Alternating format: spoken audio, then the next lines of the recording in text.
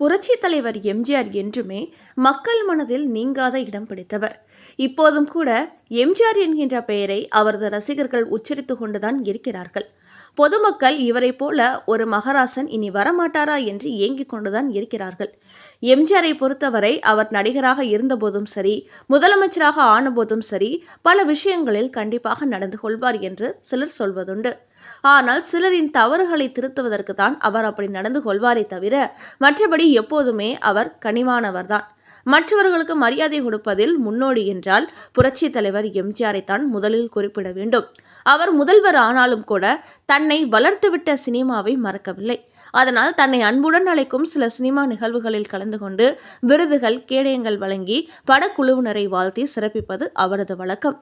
அப்படி ஒரு முறை பாரதி ராஜா இயக்கத்தில் வெளியாகி மிகப்பெரிய வெற்றி பெற்ற அலைகள் ஓய்வதில்லை படத்தின் 100வது நாள் விழாவில் அப்போதைய முதல்வராக இருந்த எம்ஜிஆர் கலந்து கொண்டார். அந்த படத்தில்தான் கார்த்திக், ராதா இருவரும் அறிமுகமானார்கள். அதே சமயம் படக்குழுவினர் அனைவரையும் பாராட்டிய எம்ஜிஆர் அந்த படத்தில் நடித்த முக்கியமான நடிகை ஒருவரை பாராட்டினார். எந்த அளவிற்கென்றால் அவரது நடிப்பை பாராட்டி அவரது காலில் விழுந்து வணங்குவதற்கு ஆசைப்பட்டேன் என்று அந்த மேடையிலேயே கூறினார் எம்ஜிஆர். அவர் வேறு யாரும் அல்ல, அந்த படத்தில் அம்மா கதாபாத்திரத்தில் கொடுத்திருந்த நடிகை கமலா காமிஷ் தான். எதற்காக எம்ஜிஆர் இப்படி கூறினார் என்றால், அந்த நிகழ்வில் அவர் பேசும்போது, இந்த படத்தில் கார்த்திக்கின் அம்மாவாக நடித்தவரின் நடிப்பு என்னை வியப்பில் ஆழ்த்தியது. பிரமாதமாக நடித்திருக்கிறார். இந்த படத்திலேயே அவரது நடிப்பு தான் எனக்கு ரொம்பவும் பிடித்திருந்தது. அவர் உண்மையிலேயே வயதானவராக இருப்பார். அவர் காலை தொட்டு வணங்க வேண்டும் என்று நான் நினைத்திருந்தேன். ஆனால் இப்போதான் தெரிகிறது அவர் இளமையான பெண்ணாக இருக்கிறார் என்று. அதனால் அவரை இருகரம் கூப்பி வணங்குகிறேன் என்று பேசினார். எம்ஜிஆருக்கு கமலா ஹாமேஷ் பற்றி தெரியாமல் போனதற்கு காரணம் அவரும் அந்த படத்தில் தான் அறிமுகமானார். ஆனால் எம்ஜிஆர் இப்படி பேசுவார் என்று எதிர்பாராத கமலா ஹாமேஷ் மட்டுமல்ல, பாரதி ராஜா உள்ளிட்ட அனைவரும் அந்த கூட்டத்திற்கு வந்தவர்களும் ரொம்பவே ஆச்சரியப்பட்டு போனார்கள். இதோடு எம்ஜிஆர் நிறுத்தி கொள்ளவில்லை. அந்த விழா முடிந்ததும் தனது காரிலேயே கமலா காமிஷ் வீடு வரை அவரை அழைத்து சென்று இறக்கிவிட்டு அவருக்கு தன் மரியாதையை செலுத்தினார் எம்ஜிஆர். ஒரு முதல்வரின் காரில் தன் வீட்டிற்கு சென்று இறங்கும் அளவிற்கு அவரது நடிப்பு எம்ஜிஆரை கவர்ந்துவிட்டது என்பதுடன் திறமையான கலைஞருக்கு கொடுக்க வேண்டிய அங்கீகாரம் என்றும் எம்ஜிஆர் நினைத்ததுதான் இதற்கு காரணம். கதாநாயகியாக நடிக்க வேண்டிய இளம் வயதிலேயே அம்மா கதாபாத்திரங்களில் நடித்த இவர் கடைசி வரை அம்மா கதாபாத்திரங்களில் மட்டுமே நடித்தார் என்பது இன்னொரு சோகமான ஆச்சரியம். இந்த கமலா காமிஷ் தான் விசுவின் படங்களில் தொடர்ந்து அம்மா கதாபாத்திரங்களில் இடம்பெற்று நடித்து வந்தார். சம்சாரம் அது மின்சாரம் படத்தில் விசுவின் மனைவியாக நடித்தது இவர்தான். இவர் மகள்தான் தற்போது சினிமாவில் முக்கிய வேடங்களில் நடித்து வரும் நடிகை உமா ரியாஸ் கான். புரட்சி தலைவர் எம்ஜிஆர் பற்றி சொல்லும்போது எல்லோரும் தவறாமல் சொல்லும் ஒரே விஷயம் என்னவென்றால், அவரை சந்திக்க அவரது ராமாவரம் தோட்டத்திற்கோ அல்லது சத்யா ஸ்டுடியோவுக்கோ செல்பவர்கள் அது செல்வந்தர்களாக இருக்கட்டும் அல்லது ஏழைகளாக இருக்கட்டும், அது யாராக இருந்தாலும் சரி, முதலில் சாப்பிட்டீர்களா என்றுதான் கேட்பார். அதன் பிறகு அவர்களை சாப்பிட வைத்து அழகு பார்த்துவிட்டு அதன் பிறகுதான் அவர்கள் வந்த விஷயம் குறித்து பேச துவங்குவார். இதன் காரணம் பலருக்கும் தெரிந்திருக்கும். சிறுவயதில் ஒரு நேர சாப்பாட்டிற்காக அவர் பட்ட கஷ்டம்தான். நல்ல சாப்பாட்டிற்காக அவர் அப்படியே ஏங்கி இருக்கிறார், பட்டினியால் வாடி இருக்கிறார்.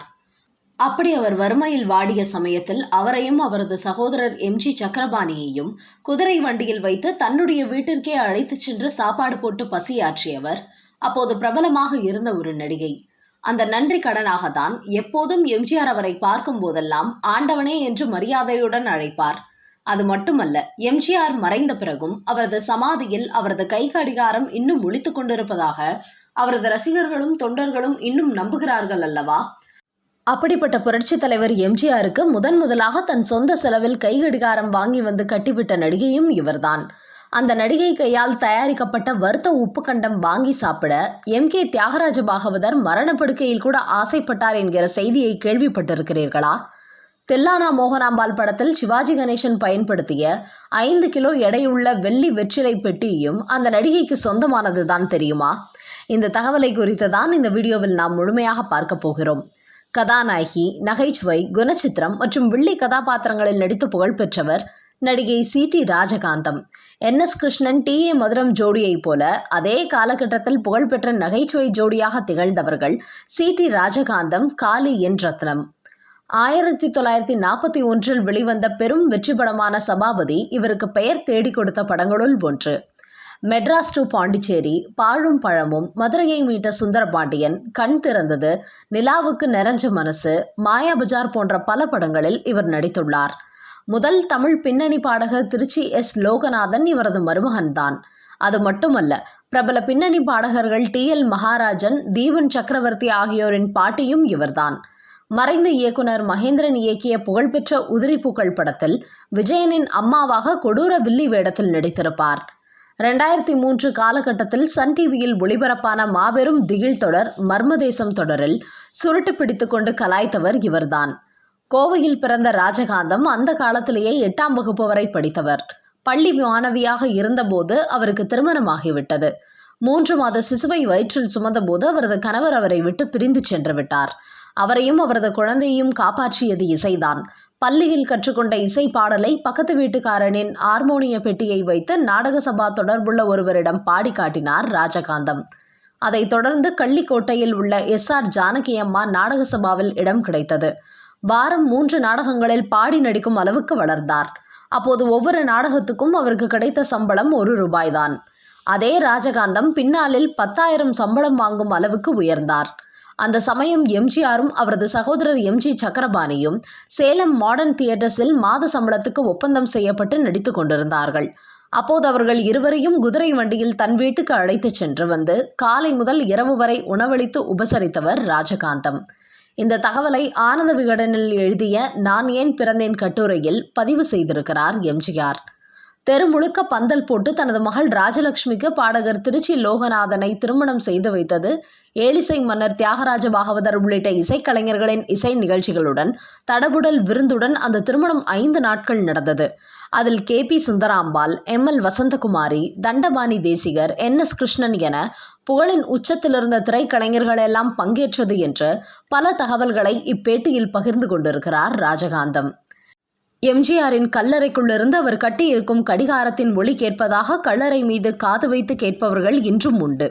என்றும் ஓடிக்கொண்டிருக்கும் கடிகாரம் எனும் காலத்தின் குறியீடாகவே மாறிவிட்ட எம்ஜிஆர் தனது வாழ்நாளில் முதலில் கட்டியது ராஜகாந்தம் பரிசீலித்த கைகடிகாரத்தை தான். ஒருமுறை கல்கத்தாவில் படப்பிடிப்பில் ராஜகாந்தம் இருந்தபோது சென்னையில் இருந்த எம்ஜிஆர் தனது பொருளாதார நிலை குறித்து குறிப்பிட்டு கல்கத்தாவிலிருந்து திரும்பி வரும்போது எனக்கும் அண்ணன் சக்கரபாணிக்கும் 2 நல்ல கைக்கடிகாரங்கள் வாங்கி வாருங்கள் என்று கடிதம் எழுதியிருந்தாராம். அவர்கள் இருவருக்கும் அழகான கைக்கடிகாரங்களை வாங்கி பரிசளித்தாராம் ராஜகாந்தம். அந்த அன்பினால்தான் எப்போதுமே CT ராஜகாந்தத்தை ஆண்டவனே என எம்ஜிஆர் அழைத்து பெருமைப்படுத்தினாராம். பொதுவாகவே சினிமாவில் புகழ் பெற்று முன்னணி ஹீரோக்கள் ஆகிவிட்டால் அந்த நடிகர்களை எல்லோரும் சார் என்றோ அண்ணன் என்றோ மரியாதை கொடுத்து அழைப்பதுதான் வழக்கம். அதிலும் புரட்சி தலைவர் எம்ஜிஆர் என்றால் கேட்கவே வேண்டாம். எல்லோருமே அவரை சின்னவர் என்றோ, தலைவர் என்றோ, வாத்தியார் என்றோ, அண்ணா என்றோ அல்லது சார் என்றோ தான் அவரவர் வசதிக்கேற்ப அழைத்து வந்தார்கள். இதில் ஆச்சரியம் என்னவென்றால் அவரை விட வயதில் கூடுதலாக இருந்தவர்கள் கூட அவருக்கு இந்த மரியாதையை கொடுத்து அழைத்து வந்தார்கள். சினிமாவில் இது ஒரு சகஜமான நடைமுறைதான். ஆனால் எம்ஜிஆரை விட 11 வயது குறைவான நடிகை ஒருவர் அவரை எப்போதுமே தம்பி என்றுதான் அழைத்து வந்தார். எம்ஜிஆரும் அதை பொருட்படுத்தாது அவருக்கு மட்டுமே அப்படி அழைக்கும் உரிமையை தந்திருந்தார். ரஜினி நடித்த அருணாச்சலம் படத்தில் அவரை கொடுமைப்படுத்தும் பாட்டி கதாபாத்திரத்தில் நடித்த வடிவுக்கரசி அவரை அநாத பயலே என்று சொல்லி திட்டி பேசுவது போல நடித்திருப்பார். அந்த படம் வெளியான பிறகு வேறு ஒரு படத்திற்காக அவர் கொடைக்கானலுக்கு ஷூட்டிங் சென்று திரும்பும் போது ரயிலில் அவர் வரும் தகவல் கேள்விப்பட்டு கொடை ரோட்டில் திரண்ட ரஜினி ரசிகர்கள் அந்த ரயிலையே மறித்து வடிவுக்கரசியை இறங்கச் செய்து மன்னிப்பு கேட்க வைத்தனர். அதன் பிறகுதான் ரயிலை கிளம்ப விட்டனர். அப்படி ஒவ்வொரு ஹீரோக்களுக்கும் தீவிர ரசிகர்கள் இருக்கும் நிலையில் ஒரு படத்தில் நடித்த போது எம்ஜிஆரை அந்த நடிகை தொடர்ந்து 7 முறை கன்னத்தில் மாறி மாறி அறைந்த போதும் கூட எம்ஜிஆர் ரசிகர்கள் அவர் மீது கோபப்படாமல் அமைதியாக இருந்தனர் என்றால் எம்ஜிஆர் அந்த நடிகைக்கு கொடுத்து வந்த மரியாதைதான் காரணம். எம்ஜிஆர் அவருக்கு அவ்வளவு முக்கியத்துவம் கொடுக்க காரணம் என்ன என்பதை பற்றியெல்லாம் இந்த வீடியோவில் பார்க்கலாம். கன்னட சினிமாவில் அந்த நடிகை அறிமுகமானாலும் கூட அவரது முதல் படம் அங்கே சரியாக போகவில்லை. அதைத் தொடர்ந்து அடுத்த வருடமே தமிழ் சினிமாவுக்கு வந்த அந்த நடிகை ஏழிசை மன்னர் என்று அனைவராலும் புகழப்பட்ட, அப்போது தமிழ் சினிமாவின் சூப்பர் ஸ்டாராக பலம் வந்த MK தியாகராஜ பாகவதருடன் முக்கிய கதாபாத்திரத்தில் நடிக்கும் வாய்ப்பை பெற்றார். அந்த படம் கிட்டத்தட்ட 3 வருடங்கள் தொடர்ந்து திரையரங்குகளில் நிற்காமல் ஓடியதை தொடர்ந்து அந்த ஒரு படத்தின் மூலமே ரசிகர்கள் அனைவரிடமும் தெரிந்த முகமாக மாறிவிட்டார். அதனைத் தொடர்ந்து கிட்டத்தட்ட 8 வருடங்களுக்கு பிறகுதான் புரட்சித் தலைவர் எம்ஜிஆருடன் இணைந்து மர்ம யோகி படத்தில் நடிக்கும் வாய்ப்பு அவருக்கு கிடைத்தது. அவர்தான் நடிகை பண்டரிபாய். ஆம், நடிகர் திலகம் சிவாஜி கணேசன் அறிமுகமான பராசக்தி படத்தில் அவருக்கு ஜோடியாக நடிக்கும் பெருமையை பெற்ற பண்டரிபாய் புரட்சி தலைவர் எம்ஜிஆருக்கு ஜோடியாக ஒரே ஒரு படத்தில் நடித்திருக்கிறார். அது கூட வித்தியாசமான முறையில்தான். ஆம், கே. சங்கர் இயக்கிய அடிமை பெண் படத்தில் 2 வேடங்களில் நடித்திருந்த எம்ஜிஆரின் மனைவியாகவும் அதே சமயம் எம்ஜிஆரின் தாயாகவும் நடித்திருந்தார் பண்டரிபாய். ஆனால் இவர்கள் இருவரும் இணைந்து ஜோடியாக நடிப்பது போன்ற காட்சிகள் எதுவும் இல்லை.